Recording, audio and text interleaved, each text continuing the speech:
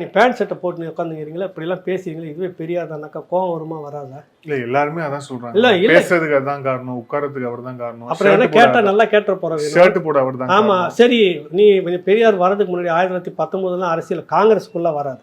1919 25 26 வெளியில வந்துட்டு அப்புறமா சுயமரியாதை இயக்கம் அப்படின்னு சொல்ல வராது. அப்போ அதுக்கு முன்னாடி அண்ணா படிச்சிருக்கிறாரு. உங்க கிட்ட இருந்த நிறைய தம்பிகள் எம்ஏ எல்லாம் முடிச்சுட்டாங்க.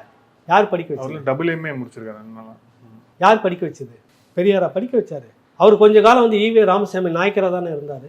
26க்கு பிறகு தானே கொஞ்சம் கொஞ்சமாக அவர் வந்து பெரியார்னு மாறுறாரு. அப்போ ஈவே ராமசாமி நாயக்கர் படிக்க வச்சாரா? அவங்க கூட்டத்தில் எல்லாமே படித்தவர்களாக நாடாளுமன்றத்துக்கு அன்றைக்கி அனுப்பி வச்சதை பெருமை பேசிக்கிறாங்க. அதுக்கு முன்பாக யார் படிக்க வச்சாங்க?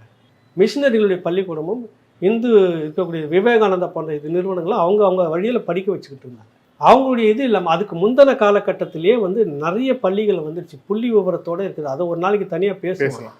நாங்கள் தான் படிக்க வச்சோம், நாங்கள் தான். நீ என்ன இந்த பென்னி மில் வச்சுட்டு துணியை அடித்து நீ தான் நெஞ்சு எல்லாத்துக்கும் கொடுத்துக்கிட்டு இருந்தீங்களா?